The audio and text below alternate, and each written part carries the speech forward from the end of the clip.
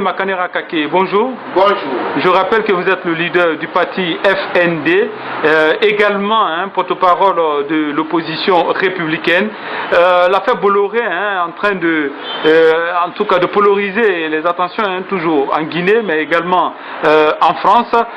Mais c'est que certains Guinéens estiment que la justice doit se saisir de ce dossier et écouter en tout cas tous ceux qui sont concernés de près ou de loin à l'acquisition de ce contrat par le groupe Bolloré. Est-ce que vous pensez que ça pourrait éventuellement avancer sur le terrain? Bon, moi je suis étonné quand je vois certains Guinéens qui se sentent surpris de ce qui se passe en France. Moi je pense que les marchés gré à gré et privilégier les amis ou les membres du clan, c'est ce qui est la règle en Guinée. C'est le contraire qui devait surprendre. Tout ce qu'on a acheté sur le plan de l'électricité, les marchés pour la fourniture de l'électricité, les grands travaux de construction, tout se passe gré à gré. Le couple de Bretton Woods, le FMI et la Banque mondiale, quand ils ont audité les marchés, plus de 80% des marchés ont été passés gré à gré.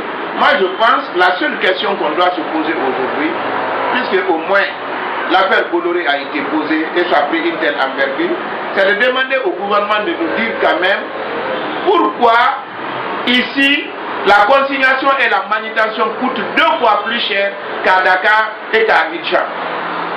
Et pourquoi la chaîne de France D a fait une émission en disant que Bolloré gagne environ 40 millions d'euros ici et toute sa charge ne dépasse pas 10 millions.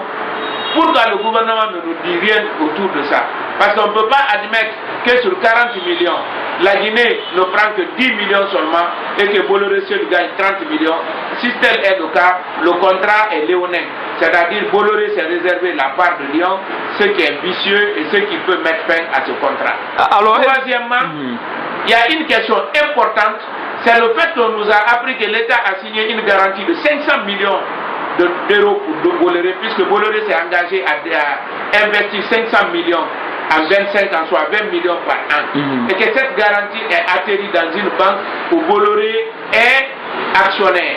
Et que cette banque a accordé un crédit à Bolloré qui est en train d'être investi dans d'autres pays. Le gouvernement a besoin de nous expliquer cela. Mais pas passer par des communiqués laconiques.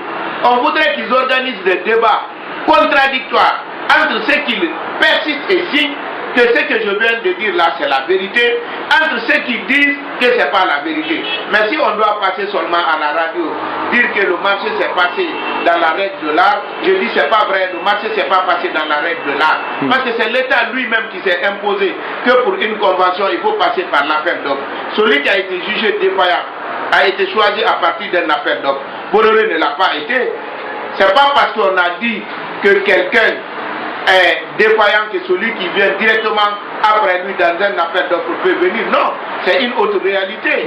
C'est un autre appel d'offres qu'on devait organiser. À votre avis, est-ce que cette affaire, dernière question, doit inquiéter Alpha Condé? Bon, moi je pense que ça doit inquiéter parce que c'est vrai qu'il y a beaucoup de choses qu'on est en train de dire. C'est pourquoi je ne suis pas surpris quand Kouyaté dit qu'il est plus facile d'être président de la République que de sortir président de la République. Merci beaucoup à vous, M. Makanera Kake. Le plaisir est partagé.